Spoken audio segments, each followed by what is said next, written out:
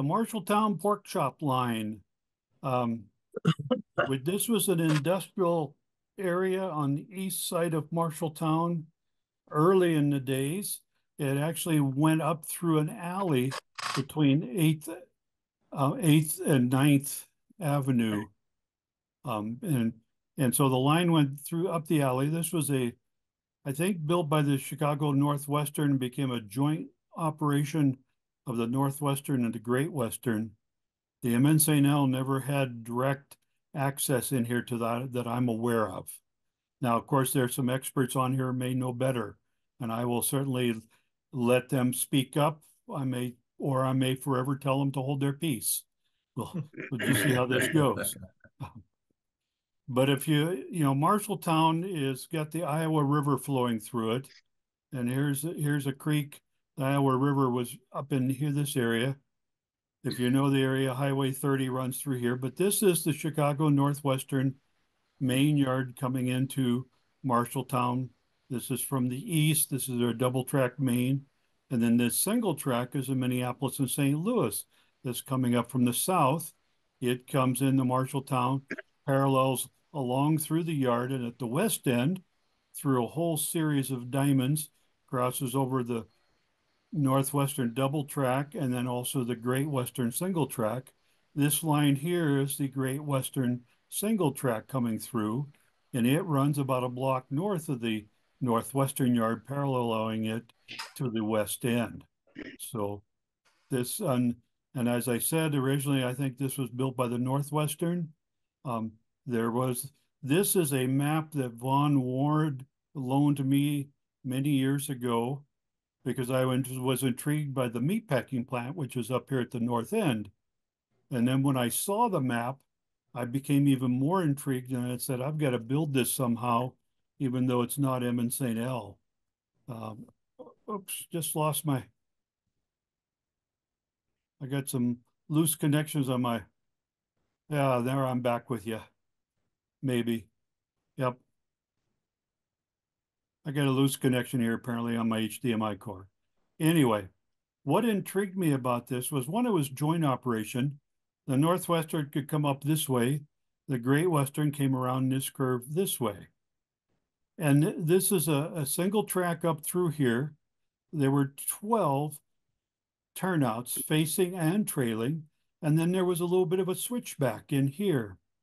Now, it may look like that this is a runaround or a passing sighting, and it's not. There's no runaround up in here. You had to lay everything out in the yard before you ventured up here with the appropriate cars and appropriate end of your engine. The original line was built to about here, which I believe that's Main Street. And then as the meatpacking plant and other industries got built, the line was extended. And because this spur was already established with the what is the Dunham Bush operation, originally this was part of the Marshalltown syrup and candy. This spur was already spoken for, so they had to build out and around it and then come back in to continue up their alleyway. Someone once brought me a map showing that there was a connection here, but it was a proposal. It was never made because this spur was already dedicated to the Dunham and Bush foundry and was in dedicated service. So there never was a connection. So it was always just a single track with no runaround. And that's how I build it. And it confuses operators all the time. And I just sit back and giggle.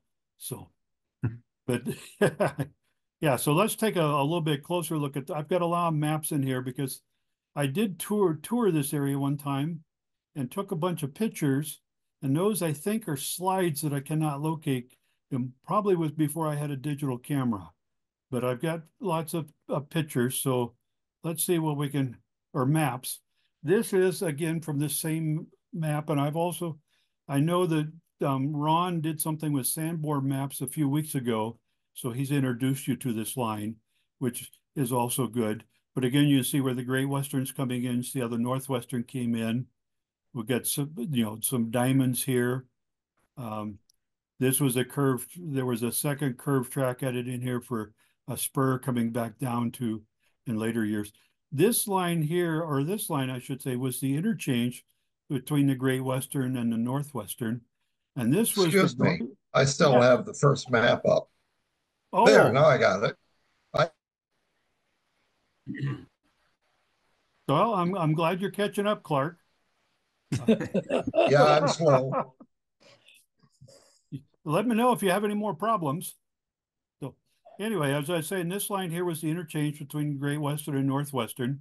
This line, actually in the early days, the Great Western had their turntable in here and a three-stall engine house or roundhouse, which later became a two-stall and eventually was a one-stall.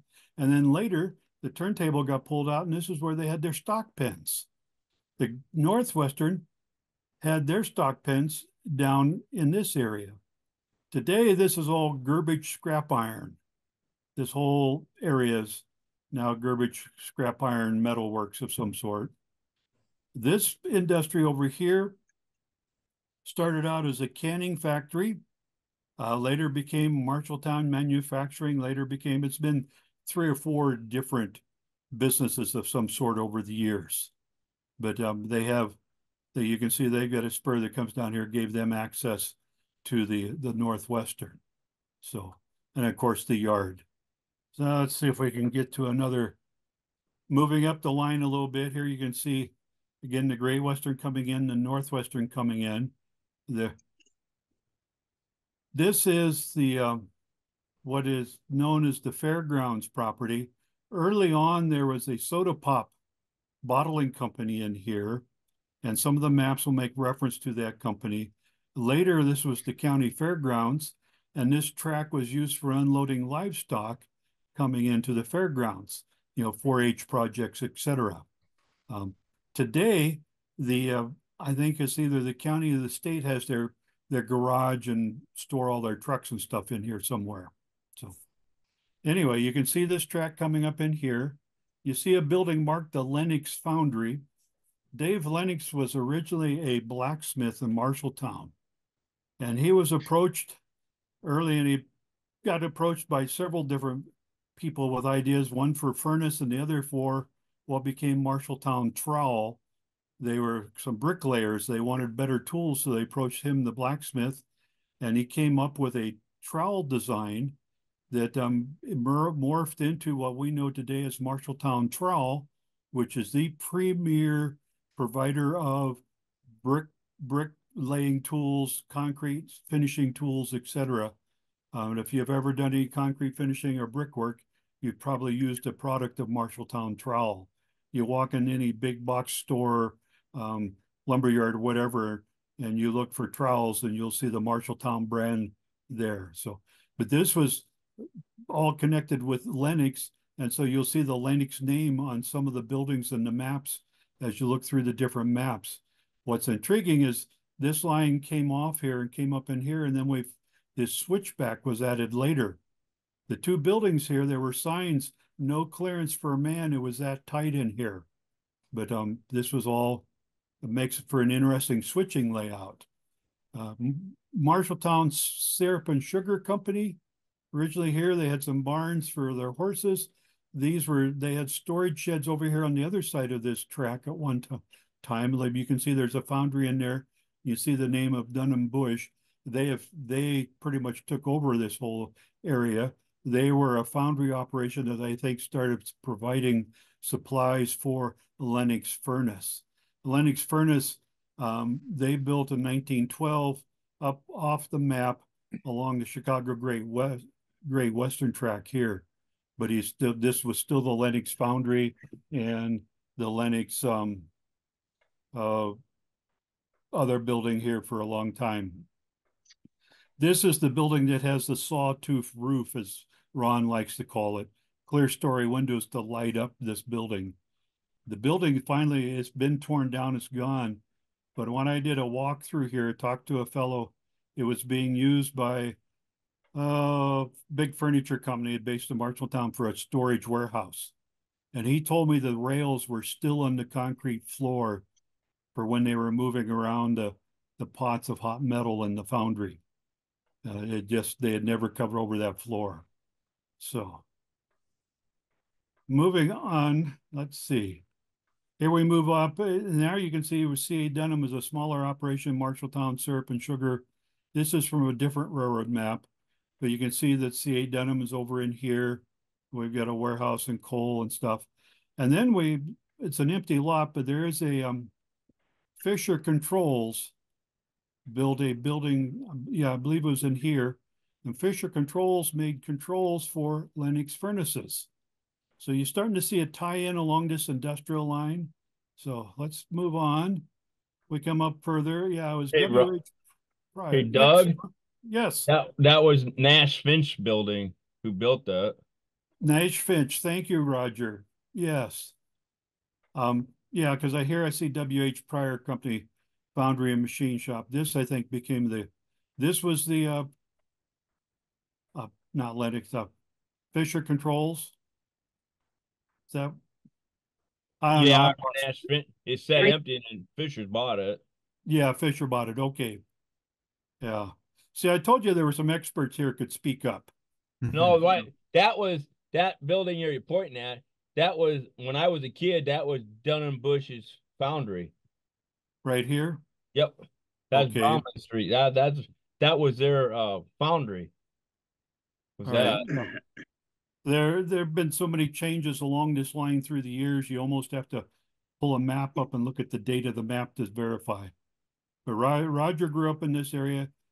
Clark spent some of his early formative years not too far from here, so they probably know it as well or better than I do in some respects.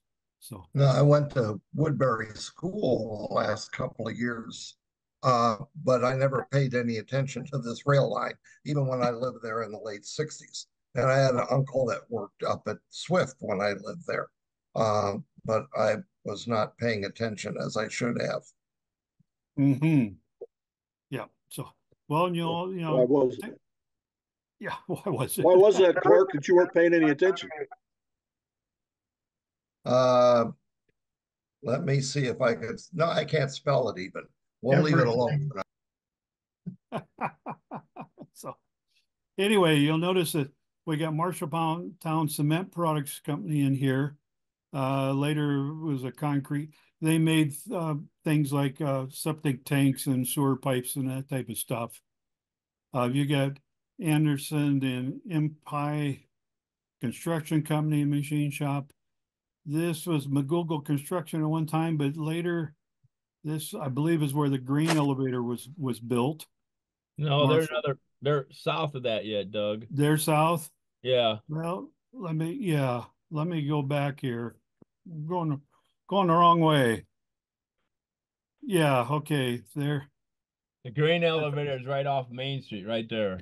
right there. Yeah, Yeah, that's where they were at.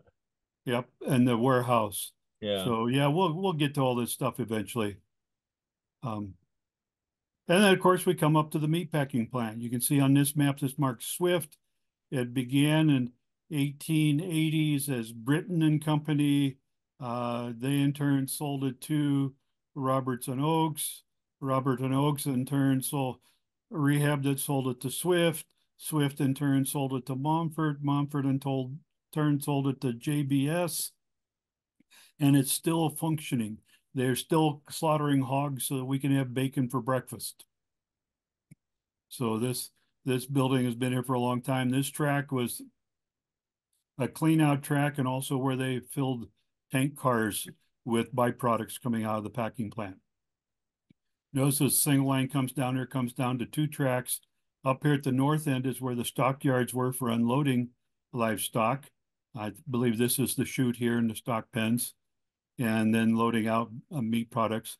Across on the other track, Marshall Packing was built in the 30s.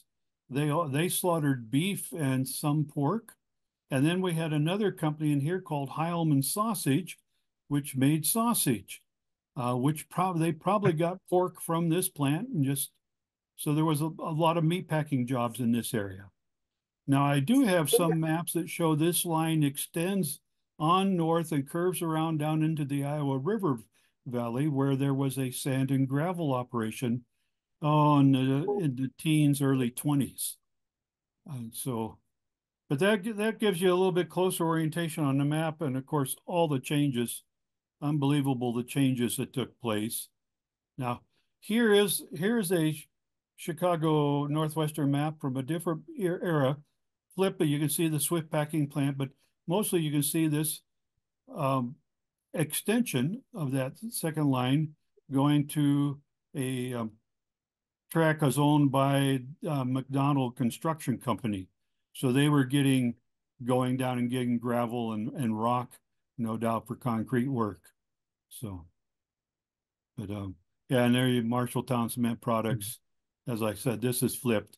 So after Vaughn Ward loaned me the map, I went home. I was able to get some copies made and then started putting up bench work and decided to model it. This is a map of how I modeled that in 14 feet in HO. Of course, I had to flip it because of the way my curve was coming off my existing layout.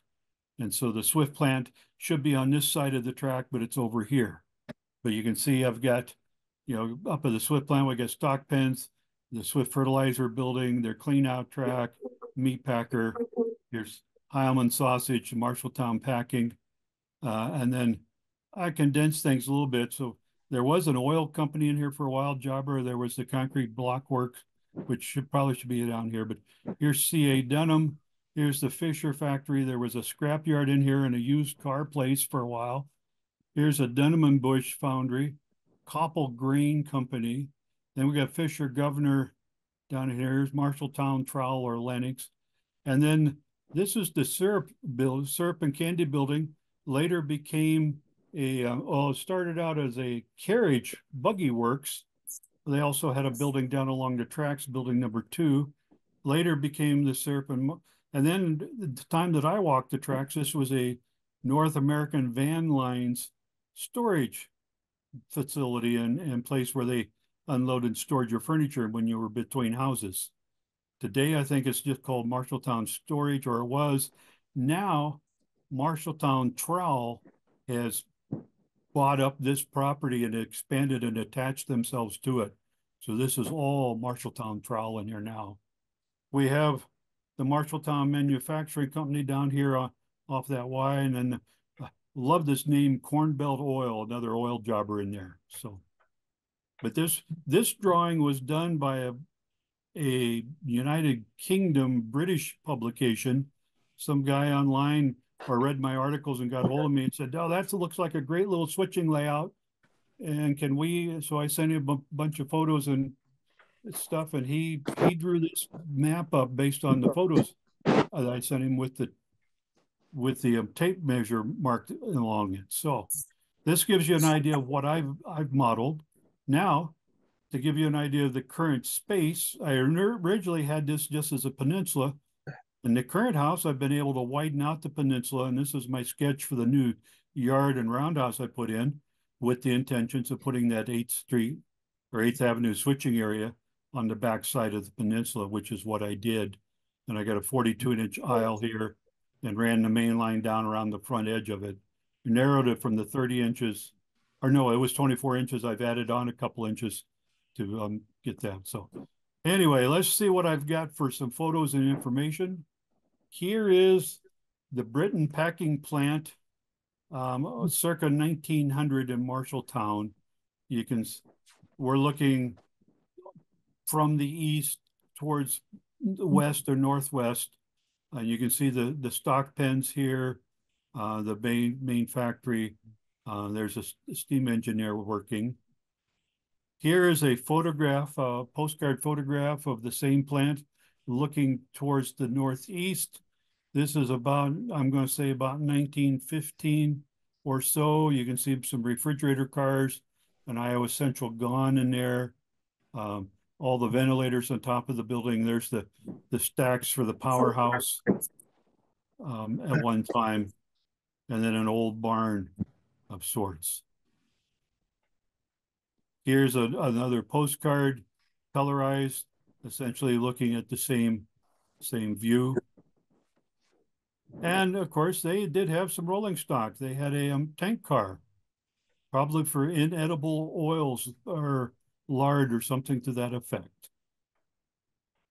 Early tank car. This is Britton and Company sold to Robert Oakes in 1919. Robert Oakes was a packer in the Chicago area. They got their name painted on the building. They operated it for 1 year. Then they shut it down, and it was closed for 14 years. And then in the height of the Depression, they reopened it in 34, wound up selling it to Swift in 38. And there was a rehab and remodeling of the plant between 34 and 38. But this is a nice photo showing you a little bit of what was there. They, of course, had their own refrigerator cars, meat reefers. This one was built new in 1926.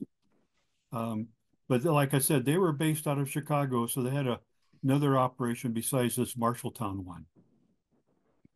Here's a story related to reopening the packing plant in 1934. Of course, it makes reference to Montfort, so we know this was written sometime after 1988. But the Britton brothers in 1882, Benjamin Joseph from Canada, they ran the business and then closed it in 1916 for financial reasons, sold in 1919 to Robert and Oak. They closed it a year later because of labor problems. In the Depression, they opened it again in 34, spent $300 million remodeling. There was a big parade, etc., related to that at an open house. We got 3 photos I'll show you in a minute. And then it was sold to Swift in 1938, who owned it until 1988 when Montfort Pork took over. So here is the plant during the remodeling. You can see some construction worker stuff. You can see sheds back here marking hog receiving. There's that power plant stack. So here is obviously the open house day with all the free food. So they drew quite a crowd. And then this is an ad that Swift had published in 1945 showing the plant, and 45 making reference, of course, to feeding the soldiers. So, towards the tail end of the war.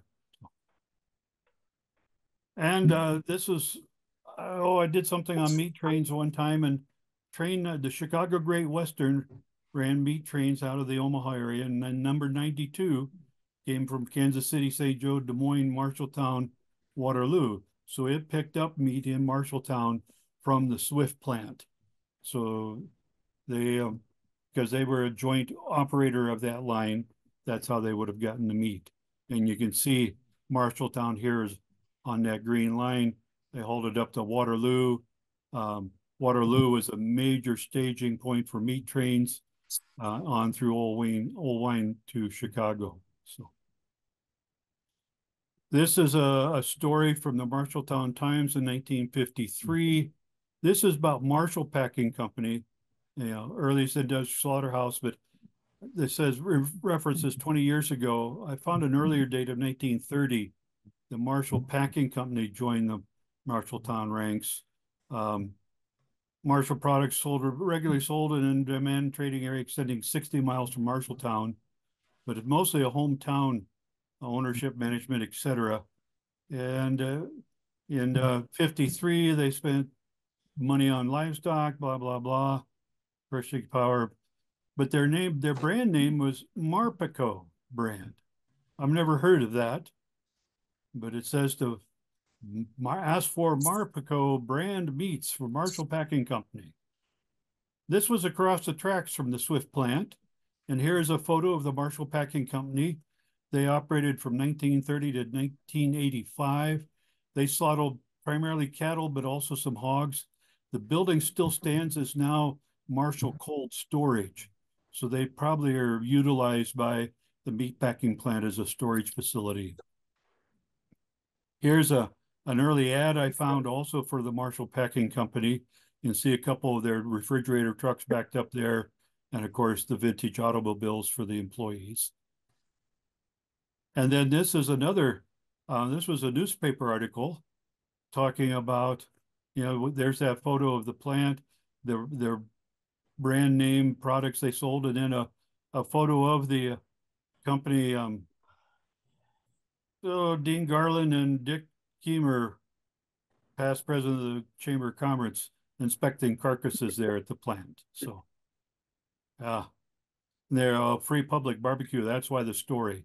So, and then of course there was Heilmann's packing plant, which primarily was a sausage maker, and they also were across the tracks from the Swift plant. So a variety of packing plants in there. We come down the line and we have the Marshall Elevator Company. This was also an ad. Marshall Elevator Company, they were affiliated with BP Feeds. This was their office building. They built a large storage building back behind them. And they had another building in here. And you can see the spout here for loading cars. Oh, I'm sorry, I got the pointer on the wrong screen. There's the spout. There's that big storage building. There's their office. This is after 56 because we have a red stop sign. So this is that office building. You can see the building behind it. And then this is that big corrugated iron storage building that they put up. The grain elevator itself is gone, but these buildings still exist with the Koppel Grain Company. So, and this is my version of that grain elevator and a model on my layout. I took this in Colo, but it's pretty much the same, hasn't changed much. Got a storage building here, office building, a nice little corrugated iron covered building with, some tracks and details. So let's see. Oh yes, the Ketchum Wagon Works Company Works. Before it was the Marshalltown Syrup and Candy Shop, this was a Ketchum Wagon Works and later Marshalltown. And you can see where they had warehouses and lumber stacks and stuff over here before the foundries were built. So, and you can see the fairgrounds marked across from them. This is the start of the switchback. It was extended into here when this all became Marshalltown Trowel. So here is an overhead photo of that. You can see the gray is that original building. You can see where the extensions were built out and they had a power plant in there. And this was North American Van Lines at the time that this photo was taken. And they had garages here for storing their trucks, etc. But you can also see this is all Marshalltown Trowel, and you see the addition that's been built between the two buildings. So, and then of course, here's the tracks running up the alley, and here is the foundry buildings now over here. So here's another aerial view. These I got from, can't think of his name. He worked for Marshalltown Trowels now, and then had moved to Arkansas and got together with him. He let me scan stuff that he had saved. Anyway, you can see where that switchback comes in through here, and then switches back between these buildings all right in here. These are two of the original Marshalltown Trowel building. Here is that Sawtooth building, the Lennox Foundry. This is expansion of Marshalltown Trowel. There is the syrup buggy building. And this, of course, is all part of the foundry area. So it gives you a pretty good clue. And then you can see the main track going up this way, and you can see that track going out and around to reconnect going up that alley. Here's again just a map to refresh your memory. The buildings changed quite a bit through the years. Here is Marshalltown Trowel's website. Right. You can see they originally had a small, looks like a house type building. This was their main offices, and you can see those other two buildings that were angled. The tracks ran down between them behind this house. Here's a color photo of that same building. And here is another shot. You can see, can't quite make it out in this photo, but the tracks are right back here, running between these buildings. And it looks like they got an old boiler sitting here for some reason. And here you can see the tracks going down between the buildings. And I saw a photo inside their offices that had a tank car down here. It looks like that's a tank car at the end. So, and yeah, okay, here's that tank car. See how close that is to the pole? You wouldn't want to be riding that car. So, and it looks like maybe they've torn this building down now. But these were brick, clear story windows, wood construction, brick towers.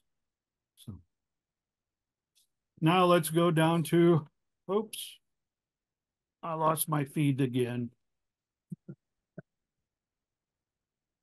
Are you seeing a blank screen or are you seeing? We're seeing your screen, 21 and 20. Oh, come on. Yeah, we can see the maps of There we go. Yeah. You got now. Okay, this is here. You can see the Great Western's turntable. You can see their stockyards and the Northwestern stockyards. Here you can see it's just a two-stall engine house. Stockyards are still there. You can see how the Lennox Machine Company later built the foundry building. That's what this clear story roof is showing. And then this was the Bierston Brothers Bottling Company, which was a local soda pop of some sort. So, and then you can see the Marshall canning when it was a canning company. So let's take a closer look down here. Here is a later photo. Or no, this is of the canning when this was an ongoing canning operation. I think this photo is probably from the early 30s. Here we've got a gun with some chutes coming out to it and a smokestack here. You can see the interchange track between the Northwestern and Great Western. Oh, didn't mean to do that on you. But this was quite a large complex in here. And again, this stopped being a cannery and became Marshall Manufacturing. They made valves and parts, probably again for Lennox furnace, and then it became something else. So depending on the era you're modeling. Now up here, you see the Great Western coming in. You can just see their coaling tower. The base of their coaling tower here is probably blocked by this. I got a ribbon across the top there showing things. But this is where the Great Western serviced their steam engines, was up in this area.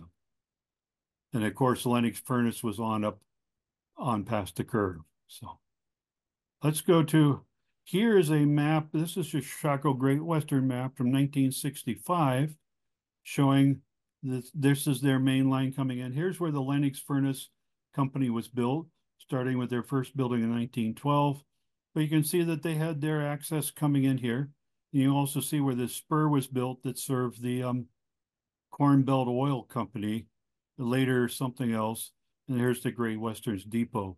So you can see there's been changes occur, of course, the fairgrounds.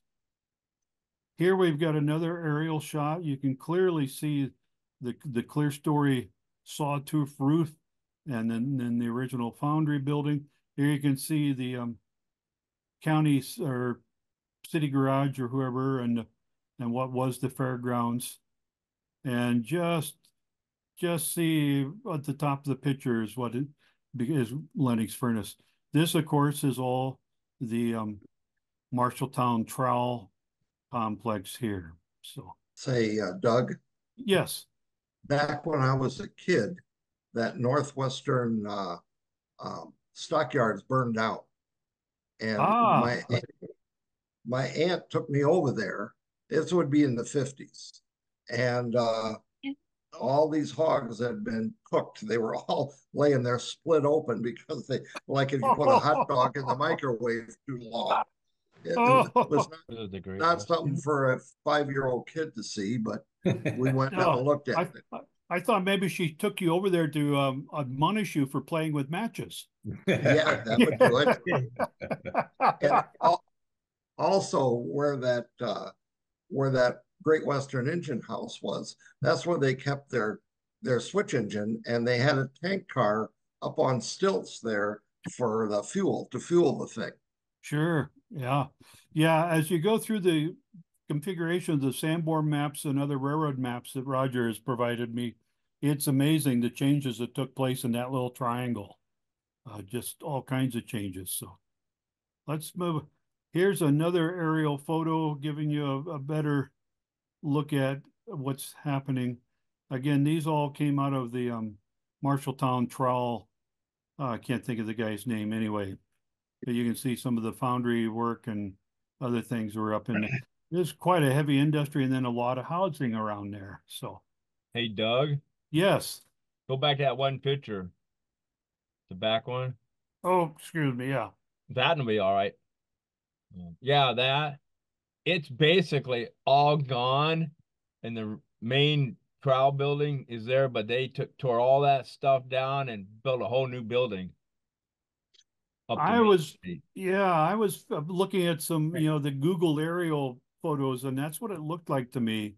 Yeah, they So tore everything down all the way down to that white building, that brick all the way building. down to here. Yeah, that Right. one building, Ah, that one building, they couldn't buy that property, so it's still there, but all that's gone. I knew this was all gone. Yeah, all the way up this way, these houses, that bar, all that is completely tore out, and they built a brand new place. Really, they Now did. you mentioned that, I remember driving through there a couple years ago looking, and I couldn't find anything that I wanted to take pictures of.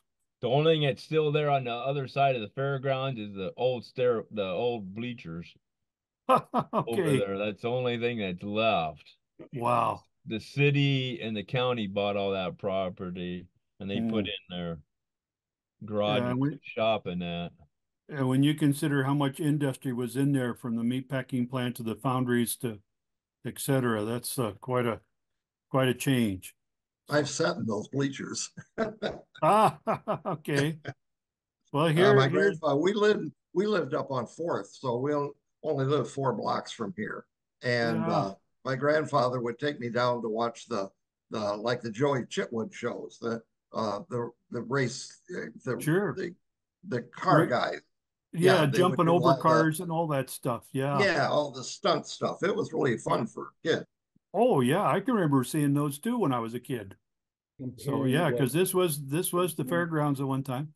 This is Lennox Furnace, Lennox, and this is the new building. This is the building they built in 1912. This bridge is the Chicago Great Western going across here at one time. But the railroad ran essentially, it was like the Grand Trunk. If it ran through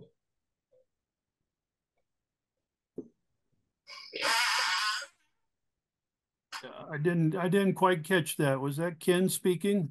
yeah, I think he must have been talking to somebody else because now he muted. Oh, okay. All right. Well, then I won't worry about him. We'll move on. And yet here's another aerial photo again, Marshalltown trowel prominent, but you can gives you a pretty good idea of what was in this south end of this area. And of course, construction going on there. That one building has an extraordinary amount of stuff on its roof. Doesn't it? Yeah, let me back up here. Let's see yeah. Yeah, this is all the Marshalltown trowel. And then here's another shot of it. Just look at all those ventilators and vents and openings and Walters will love you when you buy all their property. Yeah. yeah. And then I love the clear story here along this building, angled with a 45 in there, and you've got a bump out here and the more probably translucent skylight type of panels. So, and you can see how narrow this space was when the tracks were still in here. And of course, they filled it in with a building. You can see where the tracks ran to tie into this line here. So this line is still served by the railroad, Union Pacific now, serving the meatpacking plant. And of course, yeah, I mentioned this Great Western. This track, the Great Western's all gone. So These are some photos Ron took of that, what he calls the sawtooth roof. You can see the slant and then the straight. This is looking from the southeast corner at this building from the street. And then here's another shot. You can, from the tracks, you can see this building and the next one. That this was all being used by McGregor Furniture as storage when I was there. So, and this is the building for the Corn Belt Oil. It has a different name now, but this building was still standing on that property. Now here's a shot of the Marshall Canning again. I showed you that once, I'm sorry. Here's a shot, a later shot. This is in the 50s. You see the buildings are still there, but it's now something else. And of course I call it the Marshalltown Y. And you can see Emmett St. L here and Northwestern here. Here we've got, looks like Gerbich has started moving in. The scrapyard here is taking over the Northwestern stock pens. Although that could be a sale barn, I'm not quite sure. Anyway, it gives you an idea of the changes that take place. And this is another photo of Ron from a few years ago, looking south right into the scrapyard. This would be the Northwestern line coming up in here.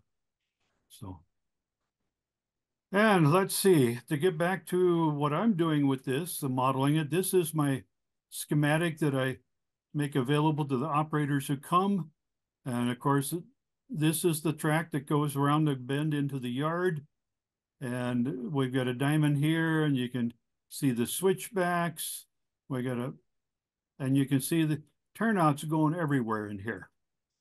So you go up in there with half a dozen cars, you got to have them on the right end of the locomotive, and you're going to be there for a while. Because it's a pretty compact switching layout, which makes it a lot of fun, in my opinion. Here's an early photo. Let's see. Oh, this is from the Colo house. I had a youngster that day playing with all my pogs. And of course, a cardboard box for the Swift plant. Because this was in Colo, and I had a Swift plant on loan from someone else.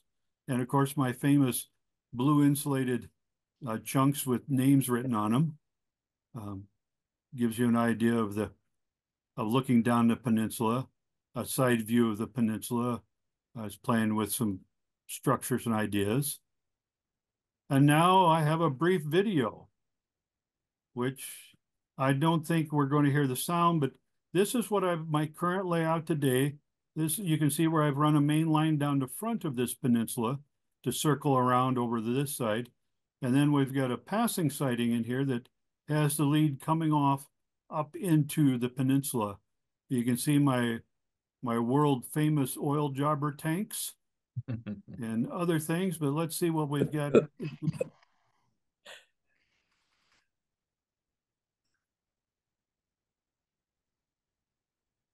No, you're not going to get the sound, but so I'll narrate. But you can see where the caboose is. We're going to come back up in here, looking at, building parts and pieces, etc. This comes back into the manufacturing. But there you can see the diamond I put in and the turnouts on either side of it. This is, of course, the fairgrounds area. This is the Marshalltown manufacturing, and these tanks will eventually become the oil jobber. He will just be served from the other side there. So that, and this, of course, is the Fisher governor controls. Kit bashed a couple little buildings in there to fit. This is just a standalone building, but here's the grain elevator complex. It's been changed from the previous photo. You can't see the backside. This will become the Marshalltown storage or moving company storage building that I'm in the process of kit bashing from some kits. And of course, the main line, I'm showing that. Back in here would be the scrap yard. I mentioned You can see how the tracks, the turnouts are all number 4s in here. That was the only way I could get it all to fit in 12 feet. So, and you know, playing with some different things here, to some building mock-ups and fronts that I've been purchasing. And of course the Marshall elevator, I was able to capture those signs from that photo and put them on the elevator itself. We're kept bashing a Walters flour mill into something. Come down to the meatpacking plant. This is the Walters plant spaced out. Stock pens will be along there.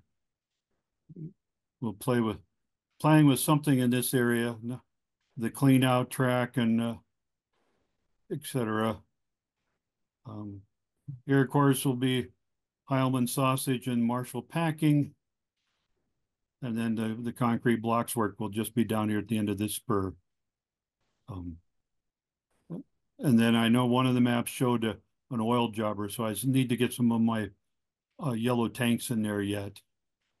So then we go, well, it was a jerky. I did this quick with the phone the other day. But I've also realized this was a home area, so we're going to have a street with some small building fronts for grocery store and things like that, an apartment complex, and maybe you can see where the tracks curve around. But I'm playing with the idea of extending this one track down. I like the idea of the quarry operation down here in the river bottom. So I may just have to put that in back in here somewhere. One more thing to give some operator a headache to, oh, I got to shove 2 cars down there and pick up a gon of sand along with everything else. So, but that gives you a picture and flavor. I know a couple of you have been here to operate on this or in the previous configuration. There is my drawing that's hanging up there for the poor operators. There's also one hanging in the yard so that they can make their train up. And that ends that.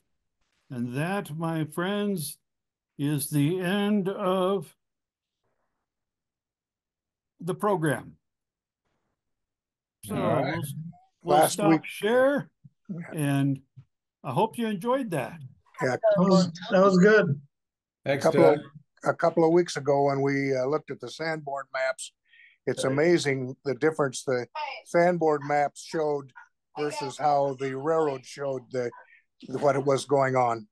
Mm-hmm. Oh yeah, and like I said, Roger has made available to me. I've probably got a half a dozen different maps from 1890s up through 1965 from the Northwestern and the Great Western that includes that industrial line and the changes.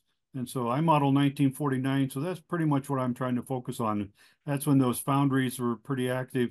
Marshalltown Trowel was active in there, the cement plant, the meatpacking plant. And, you know, those are good industries and they're fun to model. And there's a variety of cars that will be going in there, from flats and gons to reefers and tank cars and box cars.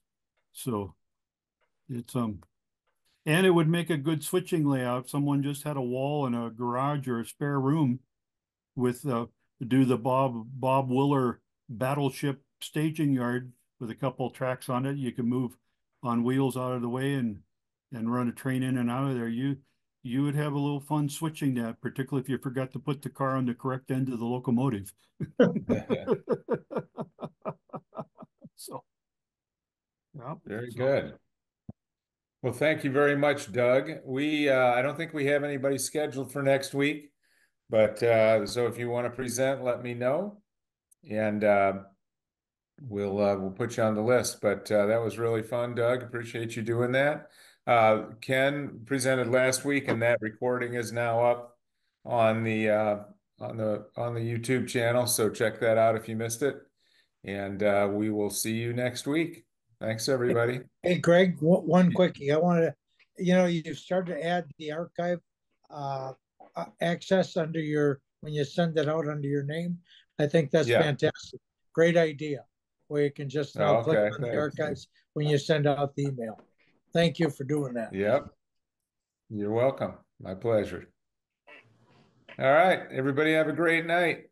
We'll see you next Okay. week. Yep. Take care. Bye-bye. Goodbye.